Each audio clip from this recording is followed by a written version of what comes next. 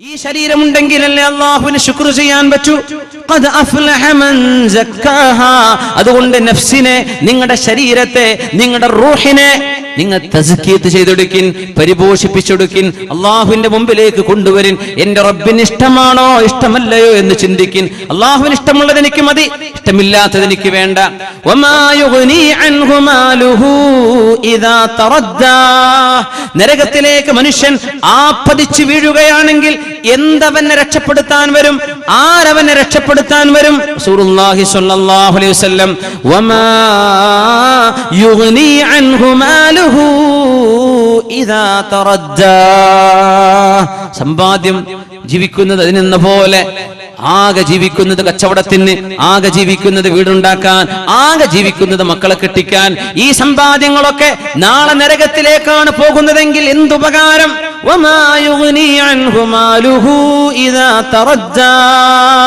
സ്വർണത്തിന്റെ ഒരു മോതിരം സ്വഹാബിന്റെ കയ്യിൽ കണ്ടപ്പോഴാണ് ആ മോതിരം വലിച്ചൂര്. സ്വർണം പുരുഷന് പാടില്ലെന്ന് റസൂലുള്ളാഹി സ്വല്ലല്ലാഹു അലൈഹി വസല്ലം പറഞ്ഞിട്ട് ആ നരകത്തിന്റെ തീക്കനൽ നീ കയ്യിൽ വെക്കുകയാണോ, നരകത്തിന്റെ തീക്കനൽ ആഭരണമായി അണിയുകയാണോ എന്ന് പുരുഷനോട്, സ്വർണം ധരിച്ച പുരുഷനോട് റസൂലുള്ളാഹി സ്വല്ലല്ലാഹു അലൈഹി വസല്ലം വലിച്ചൂരി എറിഞ്ഞു. അള്ളാഹുവിന്റെ റസൂല് പോയപ്പോ ചില ആളുകൾ പറഞ്ഞു, സ്വർണമല്ലേ അത് നിങ്ങൾക്ക് എടുത്തുകൂടെ? എനിക്കത് വേണ്ട. അള്ളാഹുവിന്റെ റസൂല് നരകത്തിലാണെന്ന് പറഞ്ഞ് എനിക്ക് വേണ്ട എന്ന് പറഞ്ഞ് ഹലാലിനെ സ്വീകരിച്ചൊരു സ്വഹാബി. പക്ഷേ നമുക്കോ പൈസ കിട്ടുന്ന വിഷയങ്ങളാണോ, എവിടെന്നോ എങ്ങനെയോ ആകട്ടെ, മത്സരിക്കണം, മറ്റുള്ളവനെ തോൽപ്പിക്കണം. അയൽപക്കക്കാരനെക്കാളും വലുതെനിക്ക്, എന്റെ സുഹൃത്തിനേക്കാളും ഷോപ്പുകൾ എനിക്ക്, അവനെക്കാളും വരുമാനം എനിക്ക്, അവനെക്കാളും സമ്പാദ്യം എനിക്ക് അവളെക്കാളും ആഭരണങ്ങൾ. ഈ മത്സരത്തോട് മത്സരം നടത്തിയിട്ട് എവിടെന്നാണ് ഈ പൈസ വരുന്നത്? ഹലാലാണോ ഹറാമാണോ? ഹലാലിൽ നിന്നാണോ ഹറാമിൽ നിന്നാണോ? ഇത് ചിന്തിക്കാതെ മനുഷ്യൻ സമ്പത്തിന് ഓടി നടക്കുമ്പോൾ അൽമാലു ഹലാലുഹു ഹിസാബുൻ വഹറാമുഹു ഹസ്റത്തുൻ വനദാമ. മഹാനായ ഹസനുൽ ബസ്രി റളിയല്ലാഹു അൻഹു, സമ്പാദ്യങ്ങളൊക്കെ ഹലാൽ സമ്പാദിച്ചാൽ നാളെ ഹിസാബിന് കാരണമാകും. വിചാരണയുടെ നീളം കൂടും. മുതലാളിയായ സ്വഹാബിയാണ് നാളെ അവസാനമായി വിചാരണ കഴിയുന്ന സ്വഹാബികളിൽ ഏറ്റവും വലിയ മുതലാളിയായിരിക്കും. ആ മുതലാളി മറ്റാരുമല്ല, അബ്ദുറഹ്മാൻ ഇബ്നു ഔഫ് റളിയല്ലാഹു അൻഹു ആണ്. ആ സ്വഹാബി സിറിയയിൽ നിന്ന് കച്ചവട സംഘങ്ങൾ മദീനത്തേക്ക് വന്ന സമയം, വെള്ളിയാഴ്ച ദിവസം റസൂലുള്ളാഹി സ്വല്ലല്ലാഹു അലൈഹി വസല്ലം മിമ്പറിൽ ഖുതുബ ഓതിക്കൊണ്ടിരിക്കുകയാണ്. ഖുതുബ ഓതുമ്പോഴാണ് വാദ്യമേളങ്ങളുമായി ആഴ്ചകളോളം മാസങ്ങളോളം എടുത്ത് യാത്ര തിരിച്ചു വരുന്ന യാത്രാ സംഘത്തെ കാണാൻ പള്ളിയിലെ കുട്ടികൾ തിരിച്ചോടി പള്ളിയിൽ നിന്ന് പാപ്പമാരെ കാണാൻ, ജ്യേഷ്ഠന്മാരെ കാണാൻ, അനിയന്മാരെ, പിതാക്കന്മാര് മക്കളെ കാണാൻ എല്ലാവരും പള്ളിയിൽ നിന്ന് ഇറങ്ങിയോടി. ഖുതുബ നടക്കുന്ന നേരത്ത് കച്ചവട സംഘം വന്നതാണ്. ഗൾഫിൽ നിന്ന് വാപ്പ വന്ന പ്രതീതി പോലുമല്ല, അതിനേക്കാളൊക്കെ വലുതല്ലേ. 40 ദിവസം എടുത്ത് തിരിച്ചുള്ള യാത്ര, അങ്ങോട്ട് 40 ദിവസം. ആ ദീർഘമായ യാത്ര കഴിഞ്ഞ് തിരിച്ചു വന്ന യാത്രാ സംഘത്തെ കാണാൻ وَإِذَا رَأَوْا تِجَارَةً أَوْ لَهْوًا انفَضُّوا إِلَيْهَا وَتَرَكُوكَ قَائِمًا قُلْ مَا عِندَ اللَّهِ خَيْرٌ مِنَ اللَّهْوِ وَمِنَ التِّجَارَةِ وَاللَّهُ خَيْرُ الرَّازِقِينَ وَإِذَا رَأَوْا تِجَارَةً أَوْ لَهْوًا انفَضُّوا إِلَيْهَا. ഒരു കച്ചവടമോ ഒരാനന്ദമോ കാണുമ്പോഴേക്കും ഖുതുബയോതുന്ന മിമ്പറിൽ നിൽക്കുന്ന നബിയെ അങ്ങയെ നോക്കുകുത്തിയാക്കി അങ്ങ് മിമ്പറിൽ നിൽക്കെ അങ്ങയെ ഉപേക്ഷിച്ച് പള്ളിയിൽ നിന്ന് പുറത്തു പോവുകയാണോ സത്യവിശ്വാസികൾ എന്ന് സൂറത്തുൽ ജുമുഅയിലെ ആയത്തിറങ്ങിയപ്പോ മഹാനായ അബ്ദുറഹ്മാൻ ഇബ്നു ഔഫ് റളിയല്ലാഹു അൻഹു ഓടി വന്നിട്ട് പറഞ്ഞു, നബിയേ, എന്റെ യാത്രാ സംഘം വന്നപ്പോഴല്ലേ പ്രശ്നമുണ്ടായത്? എന്റെ യാത്രാ സംഘം വന്നപ്പോഴല്ലേ നബിയേ അങ്ങയുടെ ഖുതുബക്ക് മോശമുണ്ടായത്? എന്റെ യാത്രാ സംഘത്തിന്റെ ഒച്ചപ്പാടുകൾ കണ്ടപ്പോഴല്ലേ ഖുതുബ ശ്രദ്ധിച്ചുകൊണ്ടിരിക്കുന്ന സത്യവിശ്വാസികൾ പള്ളിയിൽ നിന്ന് ഇറങ്ങി ഓടിയത്? അതുകൊണ്ട് നബിയേ, എത്രയോ ദിവസങ്ങൾ എടുത്തെടുത്ത യാത്രയാണതെന്നറിയാം, എത്രയോ സാധനങ്ങൾ, എത്രയോ പൈസയുടെ മുതലാണെന്നറിയാം. ഇജ്അൽഹാ ഫീമാ യുർദീക യാ റസൂലല്ലാഹ്. ഈ കച്ചവട സംഘത്തിലുള്ള മുഴുവൻ സാധനവും നിങ്ങൾ എടുത്തോളൂ നബിയേ. ഇത് ഞാൻ കച്ചവടം ചെയ്യുന്നില്ല, അള്ളാഹുവിന് വേണ്ടി പ്രയാസം വന്ന ഒരു സമ്പത്ത് എനിക്ക് വേണ്ട, ജുമുഅക്ക് പ്രയാസം വന്ന ഒരു സമ്പത്ത് എനിക്ക് വേണ്ട നബിയേ. ഇത് മുഴുവനും മുസ്ലിമീങ്ങൾക്ക് സ്വതക്കയാണ്. മഹാനായ അബ്ദുറഹ്മാൻ ഇബ്നു ഔഫ് റളിയല്ലാഹു അൻഹു ആണ് പണി ചെയ്തത്. ഈ സ്വഹാബിയെ കുറിച്ച് ശുദ്ധ റസൂലുള്ളാഹി തങ്ങൾ പറയുമായിരുന്നു, ഖിയാമത്ത് നാളിലെ വിചാരണ കഴിയുമ്പോൾ ഞാൻ ഇങ്ങനെ പ്രതീക്ഷിച്ചു നിൽക്കും സ്വർഗത്തിലേക്ക് പോകാൻ. അവിടുന്ന് ചോദിക്കും സ്വഹാബികളോട്, എല്ലാവരും എത്തിയോ? അവർ പറയും, നബിയേ എല്ലാവരും വന്നിട്ടുണ്ട്, ഒരാളൊഴികെ. ആരാണത്? അബ്ദുറഹ്മാൻ ഇബ്നു ഔഫ് എത്തിയിട്ടില്ല. എവിടെയാണ് അബ്ദുറഹ്മാൻ ഇബ്നു ഔഫ്? വലാ സാല ഫിൽ ഹിസാബ്. വിചാരണ നടക്കുകയാണ്, ഇപ്പോഴും അല്ലാഹുവിന്റെ ചോദ്യം തീർന്നിട്ടില്ല നബിയേ. അബ്ദുറഹ്മാൻ ഇബ്നു ഔഫ് എന്നവർക്ക് പോരാൻ നേരമായിട്ടില്ല. മറ്റാരുമല്ല, അല്ലാഹുവിന്റെ മുമ്പിൽ കൊടുക്കാൻ ഉത്തരമുള്ള സ്വഹാബിയാണിത്.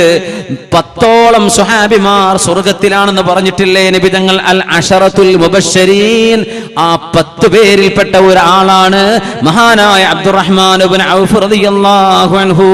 സമ്പത്ത് കൊണ്ട് പത്രാസോ അഭിമാനമോ നടിക്കല്ലേ, ഇത്ര ഞങ്ങൾക്കുണ്ടെന്ന് പറയല്ലേ, ഞങ്ങളുടെ ആൾ ഇത്രയുണ്ടെന്ന് പറയല്ലേ, ഞങ്ങളുടെ പള്ളിക്ക് ഇത്ര വിലയെന്ന് പറയല്ലേ, അഭിമാനം സമ്പത്ത് കൊണ്ട് കളിക്കല്ലേ. അള്ളാഹുവിന്റെ മുമ്പിൽ എവിടുന്ന് ഇതൊക്കെ കൊണ്ടുവന്നു, എവിടെ ചെലവഴിച്ചു എന്ന ഓരോ പൈസയുടെയും കണക്ക് ബോധിപ്പിക്കാതെ അള്ളാഹുവിന്റെ മുമ്പിൽ കാലെടുത്ത് വെക്കാൻ കഴിയില്ലെന്നാണ് ഹദീസെങ്കിൽ മഹാനായ ഹസനുൽ ബസ്രി തങ്ങൾ പറയുന്ന വാക്കൊന്ന് കേൾക്കിൻ.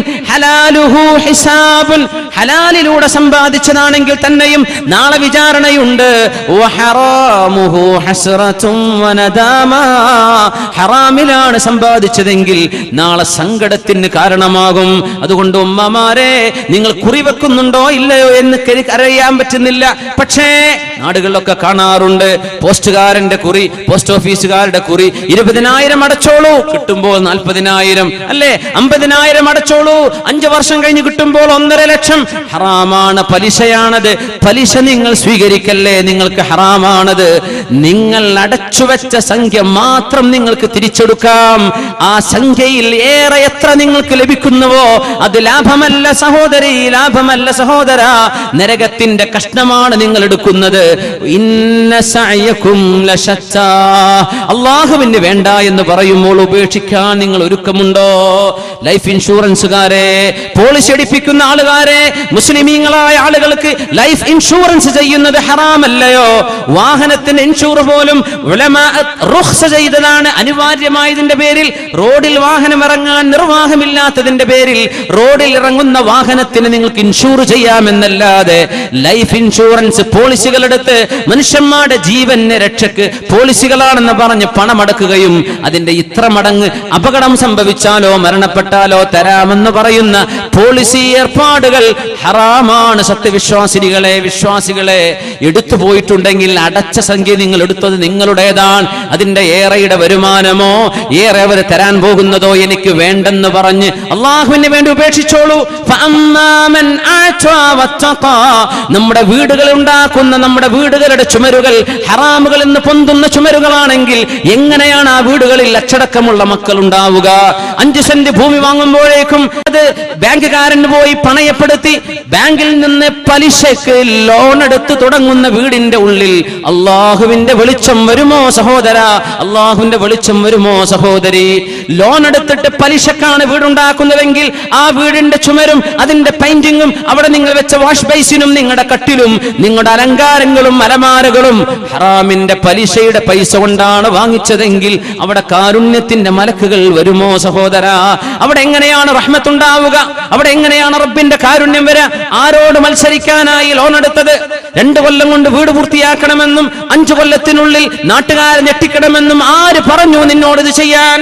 അള്ളാഹുവിന്റെ റഹ്മത്തും അള്ളാഹുവിന്റെ സഹായവും വരുന്നത് വരെ കാത്തിരിക്കാൻ ക്ഷമയില്ലാതെ ബാങ്കുകാരന് കൊണ്ടുപോയി പണയപ്പെടുത്തി, അത് പണ്ടങ്ങളാണെങ്കിലോ സ്വർണമാണെങ്കിലോ ലാൻഡ് ആണെങ്കിലോ നിങ്ങൾ ചെയ്യുന്ന മോർഗേജുകൾ, പലിശ ബാങ്കുകളുമായി ചെയ്യുന്ന ഏർപ്പാടുകൾ ഹറാമാണെന്നും എങ്ങനെയാണ് നമ്മൾ ഇങ്ങനെ അങ്ങനെ യഥേഷ്ടം നമ്മുടെ വീടുകളും പറമ്പും കല്യാണങ്ങൾ വരെ, വീട്ടിൽ സദ്യ ഉണ്ടാക്കുന്നത് വരെ പണ്ടങ്ങൾ പണയപ്പെടുത്തിയിട്ട് ബാങ്കുകാരന്റെ ലോൺ എടുത്തിട്ട് ഭർത്താവിന്റെ പൈസ വരുമ്പോഴേക്കും ലോൺ എടുത്തിട്ട് സദ്യയാക്കുകയായി. ആരെ ബോധിപ്പിക്കാനാണ് ഹറാമിന്റെ പൈസ കൊണ്ട് നിങ്ങൾ ആളുകളെ തീറ്റിച്ചത്? ആരെ ബോധിപ്പിക്കാനാണ് നിങ്ങൾ ഹറാമിന്റെ പൈസ കൊണ്ട് ആളുകളെ വിളിച്ച് ഭക്ഷണം കൊടുത്തത്? ആരെ ഞെട്ടിക്കാനായിരുന്നു ഹറാമിന്റെ ലോൺ എടുത്തുകൊണ്ട് കല്യാണം നടത്തിയത്? അതുകൊണ്ട് സഹോദര സഹോദരി, وما يغني عنه ماله إذا تردى أحل الله البيع وحرم الربا. പലിശ വാങ്ങുന്നതോ കൊടുക്കുന്നതോ അല്ലാഹു ഹറാമാണെന്ന് പറഞ്ഞിരിക്കെ വമാ യുഗ്നി അൻഹു മാലു, ഈ പൈസയൊക്കെ നാളെ രക്ഷപ്പെടുത്തുമോ? ഇദാ തറദ്ദാ, അല്ലാഹുവിന്റെ നരകത്തിലേക്ക് ആണ് വീണ്ടുകൊണ്ടിരിക്കുമ്പോൾ ഈ പലിശയുടെ പൈസ നമ്മളെ രക്ഷപ്പെടുത്താൻ വരുമോ? ഹലാലിന്റെ പൈസ പോലും വരില്ലല്ലോ, പിന്നെ എങ്ങനെയാണ് നമ്മൾ ഹറാമു ചെയ്യുക? അതുകൊണ്ട് ഇന്ന സഅയകും ലശത്താ, ഹലാലിന് വേണ്ടി പരിശ്രമിച്ചോളൂ. ഹലാല് നടക്കുന്ന വീട്ടിലെ സൽക്കർമ്മങ്ങളുള്ള മക്കളുണ്ടാകൂ. ഹലാല് ഭക്ഷിപ്പിച്ചാലേ ഭാര്യ നന്നാവൂ. ഹലാല് ഭക്ഷിച്ചാലേ ഭർത്താവ് നന്നാവൂ. ഹലാല് ഭക്ഷിക്കുന്ന മനസ്സുകളിലാണ് നന്മയും സദാചാരവും ഉണ്ടാകുന്നത്. നന്മ വിളയണമെങ്കിൽ ഹലാലുകൾ തിന്നുന്ന വീടുകളാകണം. ഹറാമുകളിൽ പോയി ചാടല്ലേ. ഹലാലും ഹറാമുമുള്ള ലോകമാണിത്. ജ്യൂസുകളും ബീവറേജുകളും കിട്ടുന്ന ലോകമാണിത്. ആൽക്കഹോളിക് ഡ്രിങ്ക്സും നോൺ ആൽക്കഹോളിക്കും കിട്ടുന്ന ലോകമാണിത്. ടോക്സിക്കും ഇൻടോക്സിക്കൻസും കിട്ടുന്ന ലോകമാണിത്. ഹറാമും ഹലാലുമുള്ള ലോകമാണിത്. ഇവിടുന്ന് എന്ത് വേണം, ഞാൻ ഏത് തെരഞ്ഞെടുക്കണം, അത് തെരഞ്ഞെടുക്കാനാണ് അല്ലാഹു നമ്മെ പറഞ്ഞയച്ചത്. ഹുവൽ അല്ലദീ ഖലഖൽ മൗത വൽ ഹയാത ലിയബ്ലുവകും അയ്യുകും അഹ്സനു അമലാ. മരണവും ജീവിതവും നിങ്ങൾക്ക് അല്ലാഹു പടച്ചത് നിങ്ങളിൽ ആരാണ് നന്മ ചെയ്യുന്നത് എന്ന് നോക്കാൻ വേണ്ടി മാത്രമാണ്. നിങ്ങളുടെ പുരയുടെ വലുപ്പം നോക്കാനല്ല, നിങ്ങളുടെ ആഭരണത്തിന്റെ ഭാരം കാണാനല്ല, നിങ്ങളുടെ വസ്ത്രത്തിന്റെ ചന്തം കാണാനല്ല, നിങ്ങളുടെ പെരുമയോ നിങ്ങളുടെ പൊലിമയോ കാണാനല്ല. അഹ്സനു അമലാ, അല്ലാഹുവിന് വേണ്ടി ആരാണോ കൃത്യമായും വസദ്ദഖ ബിൽ ഹുസ്ന, നാളെ പരലോകമുണ്ടെന്ന് വിശ്വസിച്ച് അല്ലാഹുവിന്റെ സ്വർഗ്ഗത്തിലേക്ക് പോകാൻ പണിയെടുക്കുന്നത് ആരാണോ അവരെ കാണാനാണ് ഈ ലോകത്തെ അല്ലാഹു സംവിധാനിച്ചത്. ജീവിതവും മരണവും അല്ലാഹു പടച്ചതെന്ന് പരിശുദ്ധ ഖുർആൻ സൂറത്തുൽ മുൽക്കിലൂടെ പഠിപ്പിച്ചുവല്ലോ. അല്ലാഹുവിനോട് ചോദിക്കാം, അല്ലാഹുവേ, ഹലാല് തിന്നുന്നവരും ഹലാല് പ്രവർത്തിക്കുന്നവരും ഹലാല് സ്വീകരിക്കുന്നവരുമാക്കി തരണേ പടച്ചവനെ. ജീവിതത്തിൽ സംഭവിച്ചു പോയ തെറ്റുകൾ, ഹറാമുമായി ഇടപെട്ടത്, പലിശ ബാങ്കിൽ പോയി ലോൺ എടുത്തത്, പലിശ ബാങ്കിൽ നിന്ന് പലിശ എടുത്ത് തിന്നത്, എല്ലാം പുറത്തു തരണേ പടച്ചവനെ. അഫല്ലാഹു അമ്മാ സലഫ്, കഴിഞ്ഞു പോയതൊക്കെ അല്ലാഹു മാപ്പാക്കി തരട്ടെ. കഴിഞ്ഞു പോയത് അല്ലാഹു നമുക്ക് പുറത്തു തരട്ടെ. ഇവിടുന്ന് അങ്ങോട്ട് ഓരോ നിമിഷവും ഓർത്തുകൊണ്ട് ജീവിച്ചോളൂ. ഇത് എന്റെ സ്വന്തം ശരീരത്തോടും നിങ്ങളോടുമുള്ള ഉപദേശമാണ്. ഇത് കളിക്കാൻ വന്ന ലോകമല്ല, ഇത് ചിരിക്കാൻ വന്ന ലോകമല്ല, ഇത് ആനന്ദിച്ച് മതിമറന്ന് ജീവിക്കാൻ വന്ന ലോകമല്ല. കൃത്യമായ ലക്ഷ്യത്തോടുകൂടെ കൃത്യമായ ലക്ഷ്യസ്ഥാനത്തേക്ക് കൃത്യമായ മാർഗരേഖയിലൂടെ ജീവിച്ച് നടന്ന് അങ്ങോട്ട് അക്കരെ പറ്റാൻ ആർക്ക് കഴിയുമോ? ഫസനുയസ്സിറുഹു ലിൽ യുസ്റാ, അവർ സ്വർഗ്ഗത്തിന്റെ വഴിയിലേക്കാണ് പോകുന്നത്. അവിടെ കാത്തിരിക്കുന്നുണ്ട് മുഹമ്മദ് മുസ്തഫ സ്വല്ലല്ലാഹു അലൈഹി വസല്ലം. ഹൗദുൽ കൗസറിന്റെ അരികത്ത് കാത്തിരിക്കും. ലോകത്തോട് യാത്ര പറയുമ്പോൾ റസൂലുള്ളാഹി തങ്ങൾ പറഞ്ഞു, അന ഫറതുകും ഇൻദൽ ഹൗദ്, ഹൗദുൽ കൗസറിന്റെ അരികത്ത് ഞാൻ അവിടെ നിൽക്കും കേട്ടോ. ഞാൻ നിങ്ങളവിടെ കാണാൻ കൊതിക്കുന്നുണ്ട്. നമ്മളെ കാണാൻ കൊതിച്ചില്ലേ നബി തങ്ങൾ? ബഖീഇൽ എന്ന് ജന്നത്തുൽ ബഖീഇൽ ഒരു സ്വഹാബിയെ മറവ് ചെയ്തുകൊണ്ടിരിക്കെ, സ്വഹാബത്ത് അവിടെ ഇങ്ങനെ കൂടിയിരിക്കെ, ഏതാനും സ്വഹാബികളോടുകൂടെ അവിടെ നിന്ന് വഫാത്താകുന്നതിന്റെ ഏതാനും ദിവസങ്ങൾക്ക് മുമ്പ് അവിടുന്ന് പറഞ്ഞു, വദിച്ചു, ഞാൻ കൊതിച്ചു പോകുന്നു, ലൗ റഅയ്തു ഇഖ്വാനി, എന്റെ സഹോദരന്മാരെ കണ്ടിരുന്നെങ്കിൽ എന്ന് കൊതിച്ചു പോകുന്നുണ്ട് സ്വഹാബികളെ. അവർ ചോദിച്ചു, അവലസ്നാ ഇഖ്വാനക യാ റസൂലല്ലാഹ്, നബിയേ, ഞങ്ങൾ അങ്ങയുടെ സഹോദരന്മാരല്ലേ? അവിടുന്ന് പറഞ്ഞു, നിങ്ങൾ അൻതും അസ്ഹാബി, നിങ്ങൾ എൻ്റെ കമ്പാനിയൻസ്, നിങ്ങൾ എൻ്റെ സഹചാരികൾ, നിങ്ങൾ എൻ്റെ സ്വഹാബികളാണ്. എൻ്റെ സഹോദരന്മാർ, എൻ്റെ സഹോദരിമാർ, അവർ ഇതുവരെ ലോകത്ത് വന്നിട്ടില്ല. അല്ലദീന ലം യഅ്തു ബഅദു, ഇതുവരെ ലോകത്ത് വന്നിട്ടില്ല. യുഅ്മിനൂന ബി വലം യറൗനി, എന്നെ കാണാൻ അല്ലാതെ എന്നെ വിശ്വസിക്കുന്നവരാണവർ. യുഅ്മിനൂന ബി വലം യറൗനി, എന്നെ കണ്ടിട്ടില്ല അവർ, പക്ഷേ എന്നിൽ വിശ്വസിക്കും. ഖുർആനിന്റെ അവതരണത്തിന് സാക്ഷികളല്ല അവർ, പക്ഷേ അല്ലാഹുവിന്റെ വചനത്തിൽ വിശ്വസിക്കുന്നവർ. അല്ലാഹുവിനെ കണ്ടിട്ടില്ല, അല്ലാഹുവിൽ വിശ്വസിക്കുന്നവർ. അങ്ങനെ നിങ്ങളുടെ കാലശേഷം വരാൻ പോകുന്ന, ലോകാവസാനം വരെ വരാൻ പോകുന്ന സത്യവിശ്വാസികളെയും വിശ്വാസിനികളെയും ഒന്ന് കണ്ടെങ്കിലെന്ന് ഞാൻ കൊതിക്കുന്നു എന്ന് മരണപ്പെട്ട ഒരു സമൂഹത്തിന്റെ അരികത്ത് മഖ്ബറയിൽ ചെന്നിട്ട്, ഖബർസ്ഥാനിൽ ചെന്നിട്ട് ജീവിച്ചിരിപ്പുള്ള സ്വഹാബത്തിന്റെ മുമ്പിൽ നിന്നിട്ട് വരാൻ പോകുന്ന തലമുറയെ കാണാൻ കൊതിച്ച നബിയാണ് ഷഫീഉൽ മുദ്നിബീൻ മുഹമ്മദ് റസൂലുള്ളാഹ് സ്വല്ലല്ലാഹു അലൈഹി വസല്ലം. ആ ഹബീബിനോടൊപ്പം സ്വർഗത്തിൽ കടക്കാൻ ആഗ്രഹമില്ലേ? ആ ഹബീബിനോടൊപ്പം അല്ലാഹുവിന്റെ രക്ഷ കിട്ടണമെന്ന് ആഗ്രഹമില്ലേ? ഉജൂഹു യൗമഇദിൻ നാദിറ ഇലാ റബ്ബിഹാ നാദിറ. അല്ലാഹുവിനെ നോക്കിയിട്ട് മുഖത്ത് ശോഭ കിട്ടാൻ ആഗ്രഹമില്ലേ മുഅ്മിനേ? നമുക്കൊക്കെ എന്തൊരു ധൈര്യമാണ്. സ്വഹാബത്ത് കരഞ്ഞുകൊണ്ടാണ് മരിച്ചുപോയത്. ഉമർ തങ്ങൾ പറഞ്ഞിട്ടുണ്ട്, ഞാനൊരു ആട്ടിൻകുട്ടിയായിരുന്നിട്ട് ആളുകൾ എന്നെ അറുത്ത് ഭക്ഷിച്ച് എന്നോട് നാളെ അല്ലാഹു കൂനൂ തുറാബാ, മണ്ണായിക്കോളൂ എന്ന് പറയുമ്പോ ഒന്ന് മണ്ണായി മാറാൻ ഉമറിന് കഴിഞ്ഞെങ്കിലെന്ന് സ്വർഗം കൊണ്ട് സന്തോഷ വാർത്ത കിട്ടിയ ഉമറുൽ ഫാറൂഖ് റളിയല്ലാഹു അൻഹു, ഹുദൈഫ റളിയല്ലാഹു അൻഹുവിന്റെ കയ്യിൽ മുനാഫിക്കുകളുടെ, കപടവിശ്വാസികളുടെ ലിസ്റ്റ് അങ്ങോട്ട് കൊടുത്തു നബി തങ്ങൾ. ആരൊക്കെയാണ് കപടവിശ്വാസികളെന്ന്? മനസ്സിന്റെ ഉള്ളിൽ അവിശ്വാസവും പുറമേ മുസ്ലിമുമായി നടക്കുന്ന ആളുകളുടെ പേര്, വിവരം, കുടുംബ പേരടക്കം അല്ലാഹുവിന്റെ റസൂൽ അവിടുത്തെ രഹസ്യ സൂക്ഷിപ്പുകാരനായിരുന്ന ഹുദൈഫ റളിയല്ലാഹു അൻഹുവിന് കൊടുത്തപ്പോൾ പിന്നാലെ ഓടിച്ചെന്ന് എന്റെ പേരതിലുണ്ടോ എന്ന് ചോദിച്ച സ്വഹാബിയുണ്ട് മുഅ്മിനേ. നമ്മളങ്ങ് വിചാരിച്ചു സ്വർഗത്തിലേക്കാണെന്നല്ലേ? നമ്മുടെ ആളെ കൈപിടിച്ചപ്പോഴേക്കും സ്വർഗത്തിലെത്തി എന്ന് വിചാരിച്ചുവല്ലേ? നമ്മൾ വിചാരിച്ചു, നമ്മൾ ഉറപ്പിച്ചു നമ്മൾ സ്വർഗത്തിലെന്ന്. സ്വഹാബത്തിന് ധൈര്യം വന്നിട്ടില്ല, സ്വഹാബത്തിനത് പറയാൻ ധൈര്യം വന്നിട്ടില്ല. പിന്നാലെ ചെന്നിട്ട് ഉമറുൽ ഫാറൂഖ് റളിയല്ലാഹു അൻഹു ആണ് ചോദിച്ചത്, ഹുദൈഫ, അല്ലാഹുവിന്റെ റസൂലിന്റെ സ്വഹിബ് സിർരി റസൂലില്ലാ, അങ്ങയുടെ കയ്യിൽ മുനാഫിക്കുകളുടെ പേര് നബി തങ്ങൾ തന്നുവല്ലോ, ആ പേര് എനിക്കൊന്ന് പറഞ്ഞു തരുമോ എന്ന് ചോദിച്ചപ്പോ ഇല്ല ഇല്ല, മാ കുന്തു ലിഉഫ്ശിയ സിർറ റസൂലില്ലാഹ്, അല്ലാഹുവിന്റെ റസൂലിന്റെ രഹസ്യം ഞാൻ പരസ്യപ്പെടുത്തൂല. പിന്നാലെ നടന്നു ചോദിച്ചു ഉമർ റളിയല്ലാഹു അൻഹു. അവസാനം ഒരു ചോദ്യം ചോദിച്ചു, ഹുദൈഫ, ഞാനൊന്ന് ചോദിച്ചോട്ടെ, ആ പേരിൽ എവിടെയെങ്കിലും ഒരിടത്ത് ഉമർ ഇബ്നുൽ ഖത്താബ്, ഖത്താബിന്റെ മകൻ ഉമർ എന്ന പേരുണ്ടോ എന്ന് എനിക്ക് പറഞ്ഞു തരുമോ? എന്താണിത്? സ്വർഗത്തിലേക്ക് പോവുകയാണെന്ന് ഉറപ്പായിരിക്കെ, സ്വർഗത്തിലേക്ക് ഉമറേ നിങ്ങൾ, ഉമറും ഫിൽ ജന്ന, ഉമർ എന്നവരെ നിങ്ങൾ സ്വർഗത്തിലാണ് ഉറപ്പാണെന്ന് പറഞ്ഞിട്ട് പോലും എന്റെ പേര് കപടവിശ്വാസികളുടെ കൂട്ടത്തിലുണ്ടോ ഹുദൈഫ എന്ന് ചോദിച്ചു നടന്ന ഉമർ ഇബ്നുൽ ഖത്താബ് റളിയല്ലാഹു അൻഹു. നമുക്കൊക്കെ എന്തൊരു ധൈര്യമാണ്, നമ്മളൊക്കെ എന്തൊരു ധൈര്യത്തിലാണ് ജീവിക്കുന്നത്. നാളത്തെ പരലോകത്തെ കുറിച്ചുള്ള ബോധത്തിലാണോ നമ്മൾ ഉറപ്പിച്ചു സ്വർഗത്തിലാണെന്ന്, നമ്മുടെ സംഘടന സ്വർഗത്തിലാണെന്ന്, നമ്മുടെ ആളുകൾ സ്വർഗത്തിലാണെന്ന്, നമ്മുടെ ശൈഖിനെ പിടിച്ചാൽ സ്വർഗമാണെന്ന്? സ്വഹാബത്തിന് ധൈര്യം വന്നിട്ടില്ല. ഇത് അല്ലാഹുവിനോട് നമ്മൾ കൊതിക്കുകയാണ് സ്വർഗത്തിലാവട്ടെ എന്ന്. ഒരു മുസ്ലിം പോലും സ്വർഗത്തിലാണ് എന്റെ ആളെന്ന് പറയാൻ ധൈര്യപ്പെടൂല, അമ്പിയാക്കന്മാരൊഴികെ, അമ്പിയാക്കന്മാരൊഴികെ. എത്ര സൽക്കർമ്മം ചെയ്ത ആള് പോലും എന്റെ മരണം മോശമാകുമോ എന്ന് പേടിച്ചിട്ടുണ്ട്. സ്വഹാബികൾ പേടിച്ചിട്ടുണ്ട്. കർമ്മങ്ങൾ ഇത്രക്ക് ചെയ്ത ആളുകൾ. നമ്മളൊക്കെ എത്ര പേടിക്കണം, നമ്മൾ എത്ര പേടിക്കണം. വിവരക്കേട് കൊണ്ടാണ് നമ്മുടെ ധൈര്യം, വിവരക്കേട് കൊണ്ടാണ് നമ്മുടെ ധൈര്യം. ഈമാനിന്റെ കുറവ് കൊണ്ടാണ് ഈ ധൈര്യം. പരിഹരിക്കണം മുഅ്മിനെ, ഇത് പരിഹരിച്ചേ പറ്റൂ.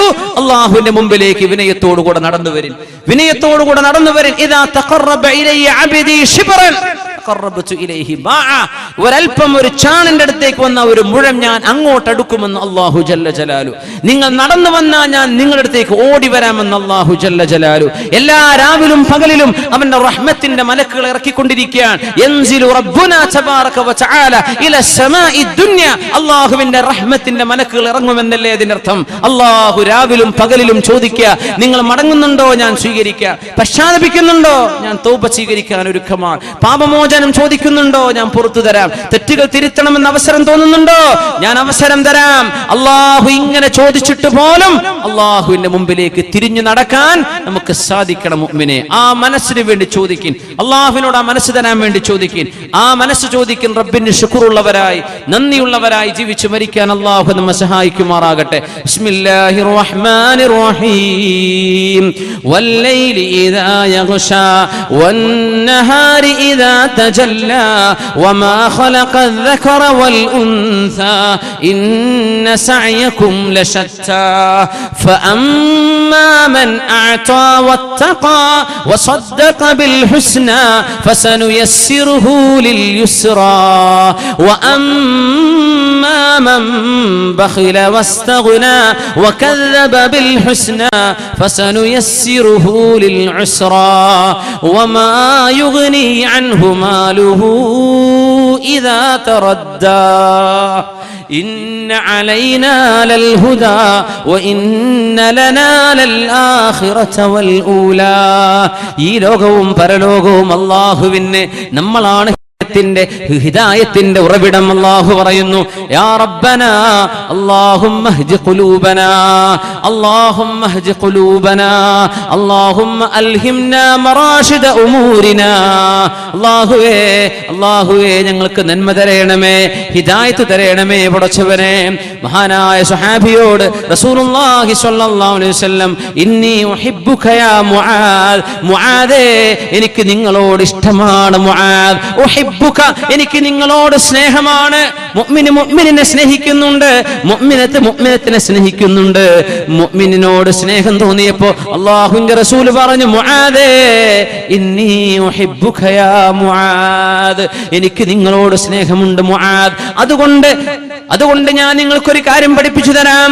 നിങ്ങൾ ഒരിക്കലും മറന്നു പോകരുത്. നിസ്കാരം സലാം വീട്ടി കഴിഞ്ഞ് അസ്തഗ്ഫിറുല്ലാഹൽ അദീം അസ്തഗ്ഫിറുല്ലാഹൽ അദീം അസ്തഗ്ഫിറുല്ലാഹൽ അദീം ദിക്റുകൾ, ആദ്യത്തെ ദിക്റുകൾ ചൊല്ലിക്കഴിഞ്ഞാൽ അൻ തഖൂല ദുബറ കുല്ലി സ്വലാഹ്, എല്ലാ നിസ്കാരം കഴിഞ്ഞാലും മുആദേ നിങ്ങൾ ഇങ്ങനെ പറയണം കേട്ടോ. മുആദേ അല്ലാഹുമ്മ ഇന്നി അലാ ദിക്രിക വശുക്രിക വഹുസ്നി ഇബാദതിക്. അല്ലാഹുവേ അഇന്നി, നീ എന്നെ സഹായിക്കണമേ, അലാ ശുക്രിക, നിനക്ക് നന്ദി ചെയ്യാൻ. അല്ലാഹുമ്മ അഇന്നി അലാ ദിക്രിക, നിന്നെ ഓർക്കാൻ എന്നെ സഹായിക്കു റബ്ബേ. നിന്നെ ഓർമ്മ വരണം. തിന്മകളുടെ മുമ്പിലേക്ക് ചെന്ന് ചാടുമ്പോൾ നിന്നെ ഓർമ്മ വരണം. അല്ലാഹുവേ നിന്നെ ഓർമ്മപ്പെടുത്തി തരണേ, നിനക്ക് ദിക്ർ ചൊല്ലാനുള്ള നാവ് തരണേ പടച്ചോനെ. വഅലാ ശുക്രിക അല്ലാഹുമ്മ അന്നി അലാ ദിക്രിക വശുക്രിക, നിനക്ക് നന്ദി ചെയ്യാൻ എനിക്ക് തൗഫീഖ് താ റബ്ബേ. വഹുസ്നി ഇബാദതിക്, നല്ല നിലക്ക് നിനക്ക് ഇബാദത്ത് ചെയ്ത് ജീവിക്കാനും ഇത് പറയാൻ മുആദേ നിങ്ങൾ മറക്കരുത് കേട്ടോ എന്ന്